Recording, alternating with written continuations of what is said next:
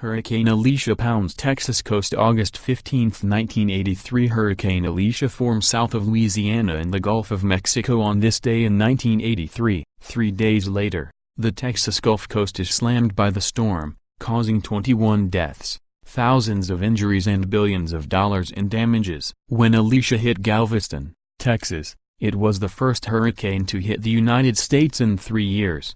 It was a Category 3 hurricane, with sustained winds of nearly 100 miles per hour and gusts up to 127 miles per hour. The town of Seabrook on Galveston Bay endured a 12-foot storm surge and an 11-foot tide completely submerged buildings in the Brownwood development. Alicia also dropped prodigious amounts of rain on the area. Houston received 11 inches in a short period of time. Fortunately, Alicia moved so fast that inland areas did not suffer deadly flooding. Hurricane Alicia also set off many tornadoes in southeast Texas. 14 were reported between Galveston and Houston in one day. In Houston, window panes on skyscrapers were broken by flying debris, unleashing flying shards of glass into the air over the downtown area. On the second day, 9 more tornadoes were reported north of Houston. In addition to the 21 people who lost their lives in the storms, 3,000 homes suffered severe damage and thousands of people required shelter assistance from the Red Cross. The $2 billion